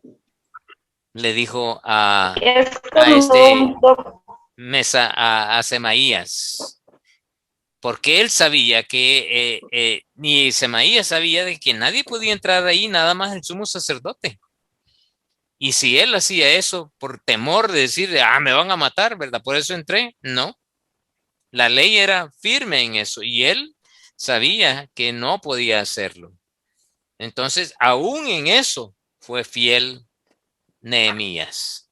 No rompió la norma porque vio la intención del corazón de aquel hombre que estaba entregando por dinero, ¿verdad? A la vida de Nehemías. Y por eso vemos que he de huir yo, no soy sacerdote para entrar en ese templo. Eso es lo que le quiso decir. No entraré. ¿Por qué? Porque no soy sacerdote para entrar en ese templo. ¿Entienden? Ven el corazón de Nehemías aquí. Respetuoso de Dios, temeroso de Dios. Wow. Me recuerda un poco a lo de, creo que es Daniel, al que también no encuentran cómo hacerlo pecar. hasta que intentan que sea en la misma, o sea, sabían que en otras cosas pues ya habían probado y no había pasado nada, ¿no? Y me imagino que en Nehemías igual, ¿no? Ajá, exacto. Que lo quieren hacer en lo que, no sé cómo decirlo, en la ley a la que él está sirviendo, ¿no? A Dios. Ajá. Aquí lo que podemos ver, hermanos, es que el enemigo es tan astuto que aún con nuestras mismas propias cosas, cuando no tenemos presente la palabra de Dios, cuando no tenemos presente el temor de Dios en nosotros, porque no lo cultivamos, porque no lo abonamos, porque no lo fortalecemos en nosotros a través de devocionales, a través de estudio de la palabra, a través de oración, ahí estas cosas se nos escapan así, miren. Y el astuto enemigo de cualquier cosa se va a agarrar, hasta de las cosas que se nos pasan muchas veces por alto, como en este caso, un detalle tan inofensivo aparentemente, pero que le iba a meter gol por completo a Nehemías, pero Dios le dio esa perspicacia para que él entendiera las artimañas. Y él le dijo, no, yo no soy sacerdote para entrar en el templo, no voy a entrar. No era cuestión de cobardía, no era así, era un hombre valiente, pero era más un hombre temeroso de Dios y respetuoso de él. Eso es lo que realmente estamos viendo. ¿Qué le mostró Dios a Nehemías del verso 12 y 13?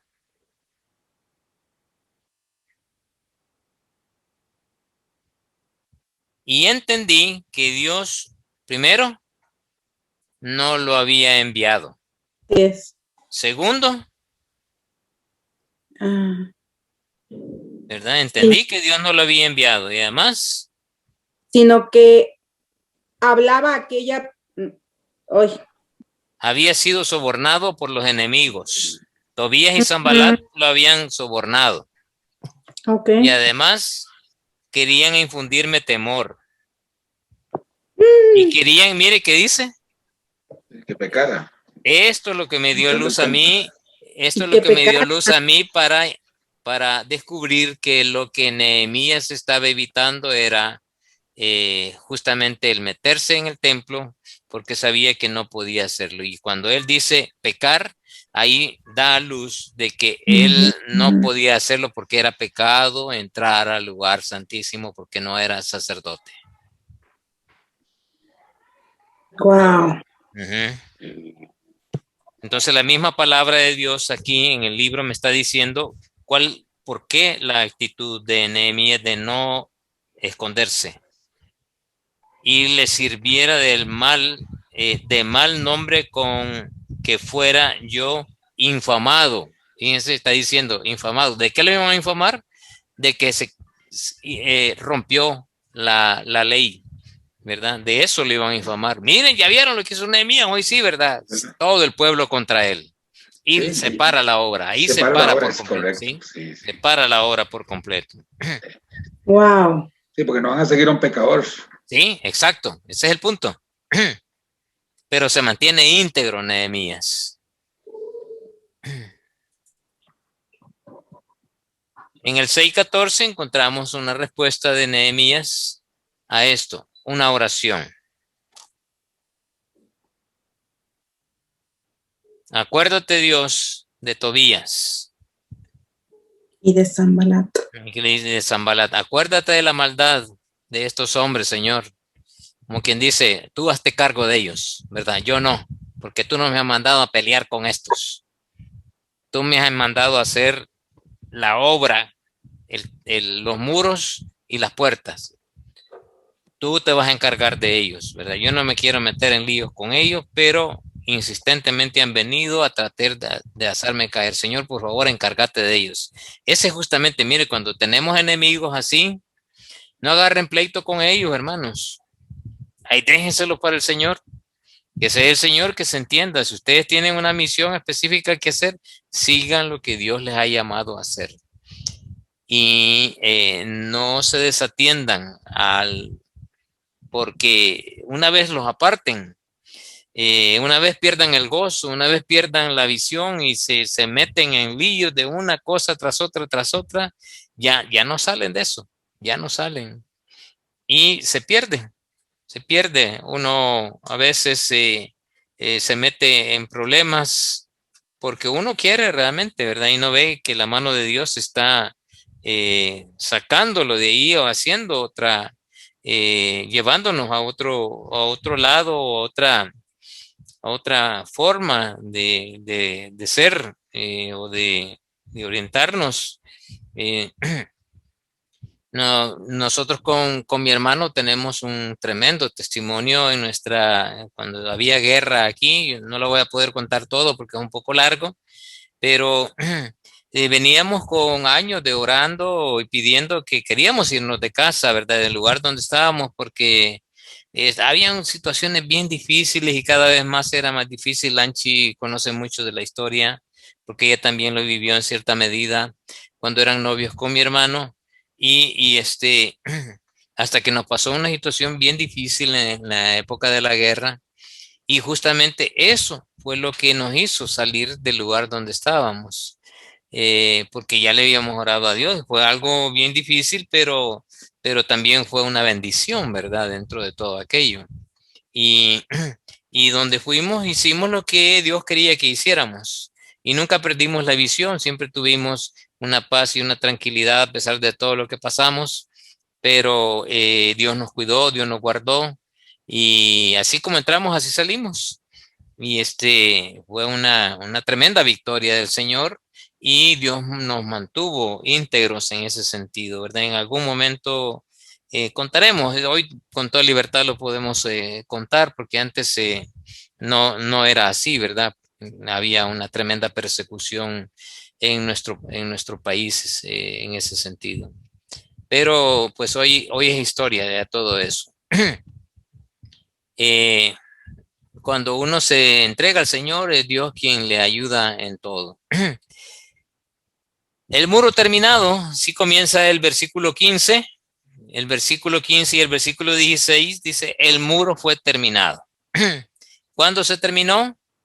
Ahí está, entre agosto y septiembre del día 25 de Elul.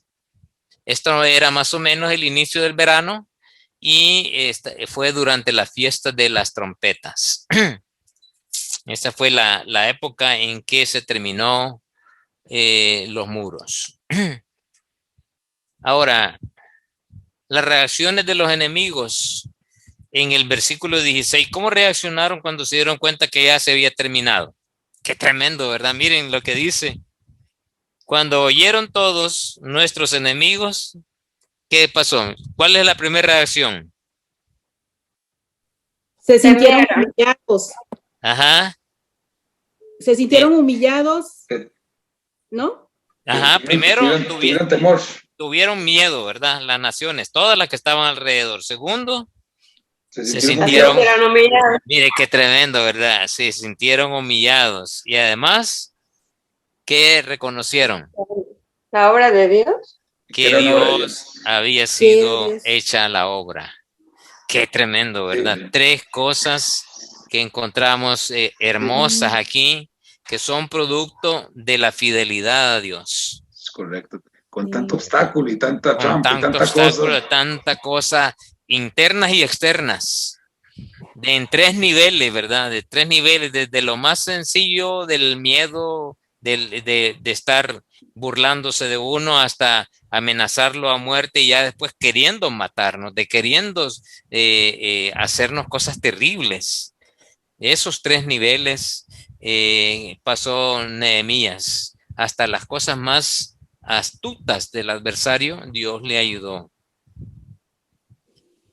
Y al final Dios el temor se les vuelve a ellos, ¿verdad? Todo lo que el pueblo judío sentía, ahora se lo vuelve a ellos.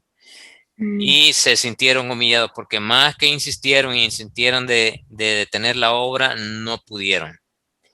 Y reconocieron que era Dios quien estaba de por medio en la obra. Wow. Tremendo, ¿verdad? Sí.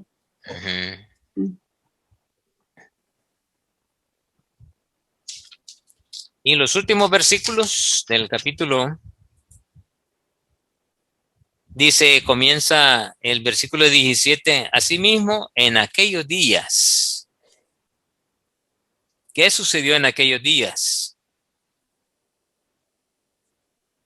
6 cosas que vemos ahí, ¿verdad?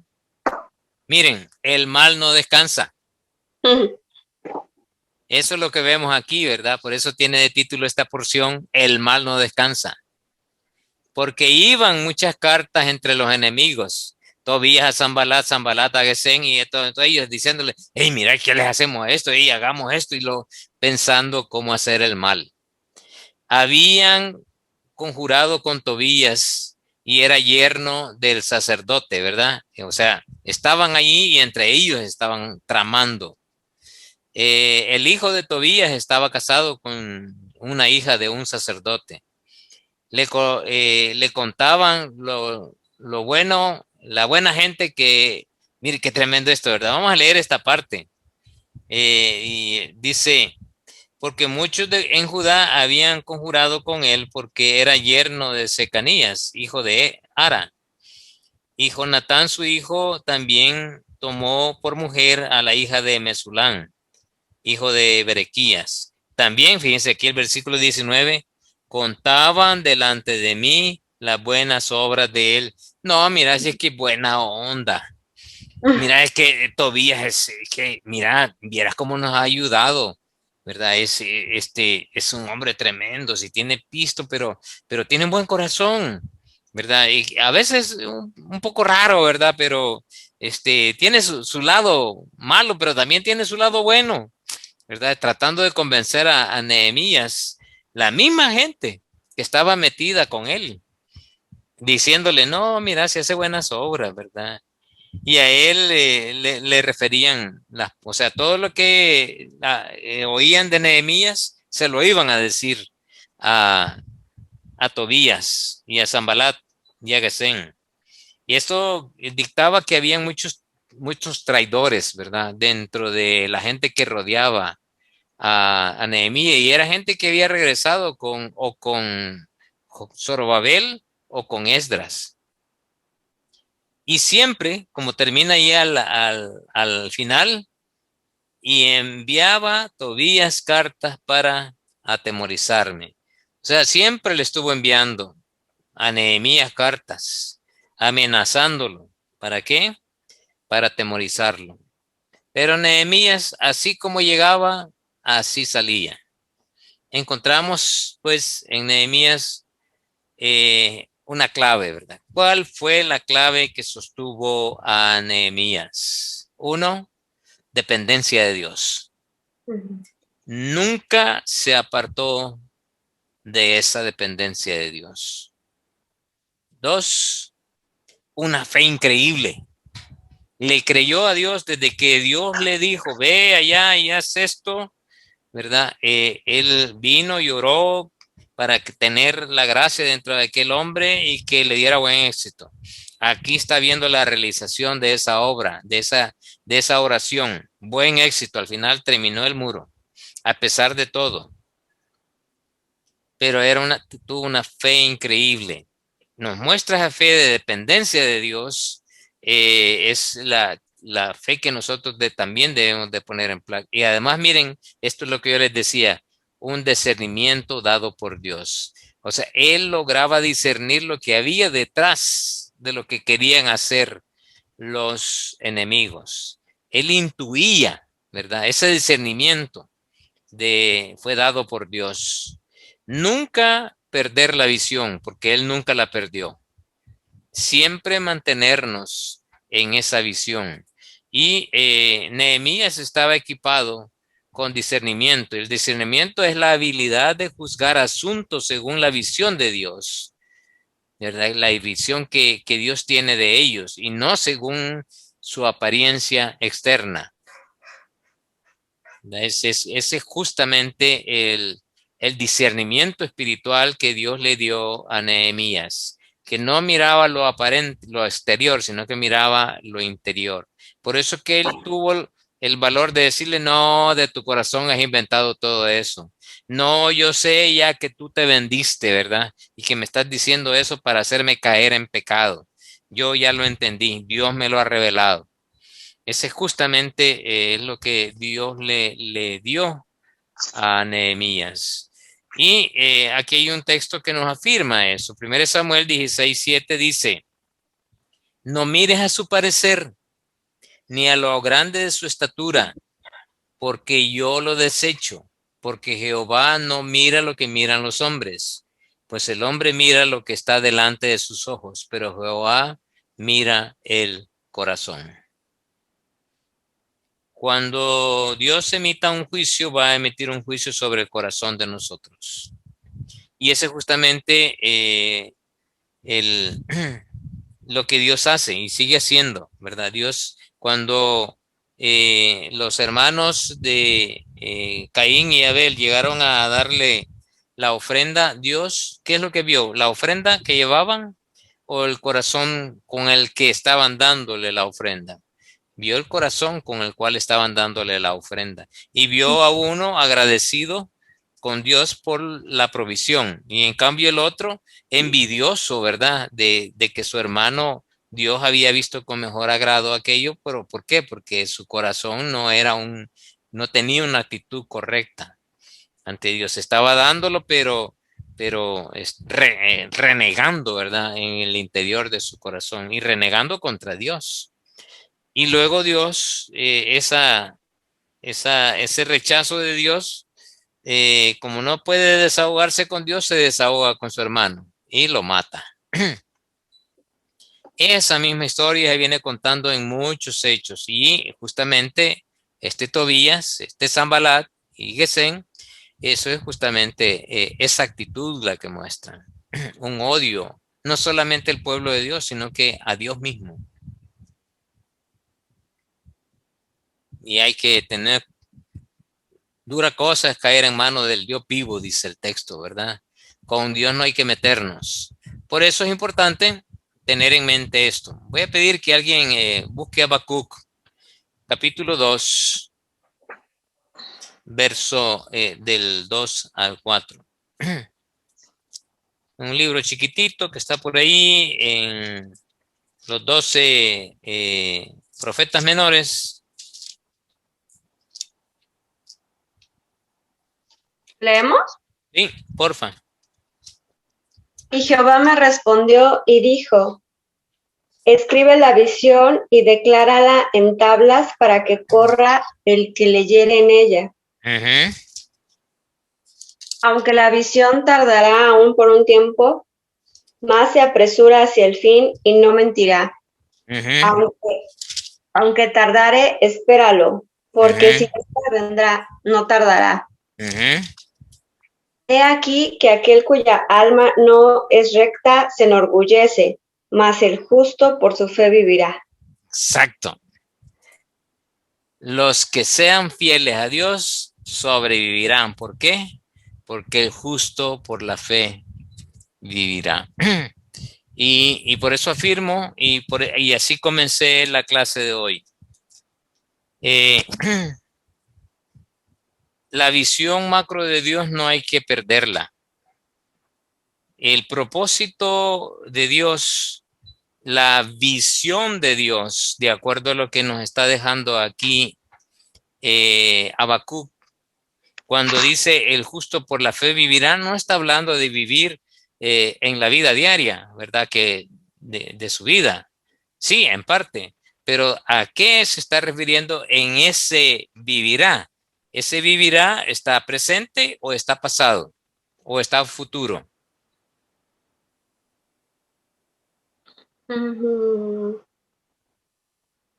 ¿En qué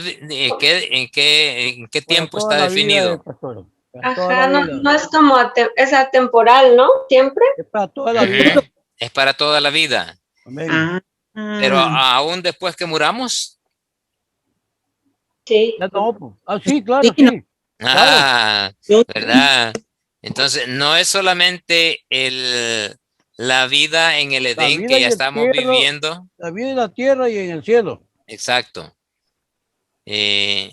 nos está diciendo esto, y esa es justamente una de las frases que impactaron a Martín Lutero: el justo por la fe vivirá. Y esta frase fueron las que motivaron a toda una reforma por las cuales nosotros ahora estamos disfrutando de tener la palabra, ¿verdad? De ya no estar sujetos a una doctrina diferente, sino ahora tenemos acceso directamente a la palabra. Por un hombre que Dios puso en la historia del cristianismo y que hizo la diferencia. Y este texto justamente eso es. Y aquí vemos a la visión de Dios. ¿Cuál es la visión de Dios?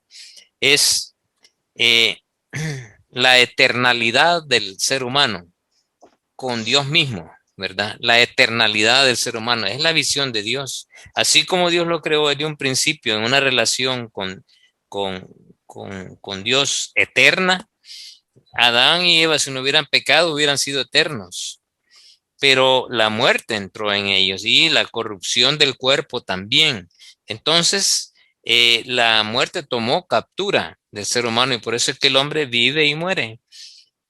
Pero ya la Biblia habla de una segunda muerte, y ya está hablando de la muerte espiritual, que ya el creyente ya no la va a vivir, porque ya la vivió Cristo en la cruz. Allí nos dio el privilegio de tener una vida tal y como lo está diciendo aquí. Por esa fe que nosotros ahora hemos puesto en el Señor, vamos a vivir con el Señor. Y esa es justamente la visión de Dios, ¿verdad? De rescatar al ser humano del pecado, habiéndolo limpiado a través de la sangre de Cristo, y nuestra fe en el Señor, esa fe que Dios nos ha dado, esa fe que ha nacido con el Espíritu, que nos hace ver, que nos hace entender lo espiritual de Dios, es justamente la que nos mantiene vivos espiritualmente, ¿verdad? Por eso nosotros tenemos que ser cultivadores de esta fe, de mantenerla viva, de mantenerla activa, de mantenerla fuerte día a día. Y nos ha dejado Dios su palabra, nos ha dejado la oración, nos ha dejado de cumplir los mandatos del Señor, ¿verdad? De hacer discípulos, de enseñar el evangelio, de dar buen testimonio, de mantenernos fieles con Él. Y justamente en Nehemías eso es lo que nos ha dejado, ¿verdad? A través del texto, de un hombre que fue fiel a Dios, que se mantuvo en una visión, que Dios le dio ese discernimiento y nos la da ahora Dios a través de su palabra. Porque el principio de la sabiduría es el temor de Jehová, y el temor de Dios es la forma en que Dios se ha revelado a nosotros, y aquí tenemos su revelación. Por eso en que insistimos que hay que estudiarla, por eso insistimos que hay que hacer nuestro devocional, por eso en que insistimos en que no hay que apartarse de ella, porque es la que nos rige, la palabra de Dios. Así que no sé si hay comentarios. Yo estoy terminando con la clase ahorita. Ya nos pasamos media hora casi. Ni la hemos sentido, ¿verdad? Pero ¿algún comentario, hermanos? Una pregunta, hermano. ¿Cuál es el título de esta clase? Que no la pude anotar. El título de esta clase ya se lo doy. Es permaneciendo firmes en el llamado de Dios, aunque el mal aceche. Ya. Gracias.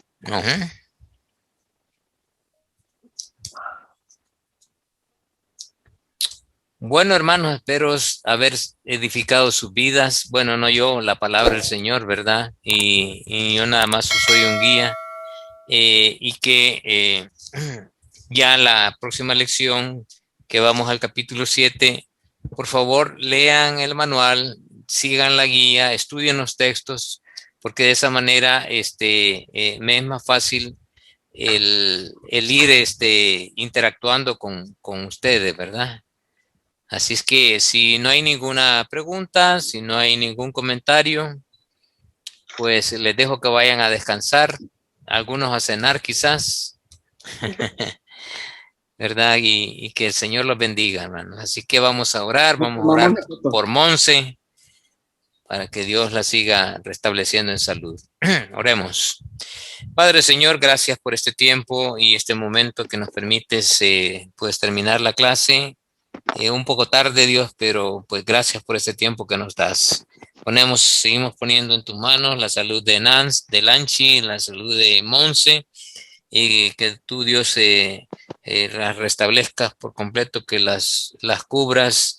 Y también oramos por una familia muy querida de nosotros, allá en Costa Rica, que perdieron a una de sus hijas en estos días, a la familia Morán, Dios, que esté consolando sus corazones a Mario y a su esposa y a sus hijas, que estés con ellos, Dios, fortaleciéndoles y pues aprendiendo de ti en este tiempo, Dios, tan difícil, en esta circunstancia que están pasando. Así que, Dios, haz tu obra en ellos de consolación y de sanidad en Lanchi y en Mons. Gracias por todo. En nombre de Cristo, mi Señor. Amén. Amén. Bueno, feliz noche. Gracias. Nos vemos, primero Dios, el otro sábado, y ahí voy a subir la presentación para si alguno la quiere tener, ¿verdad? Sí, gracias, Nelson. Feliz noche. Hasta luego. Bendiciones a todos. Bueno. Gracias, saludos. Gracias, profe. Gracias. Bueno. Dios les bendiga. Gracias, hermano Rolando. Adiós. Buenas noches. Buenas noches. Marquitos.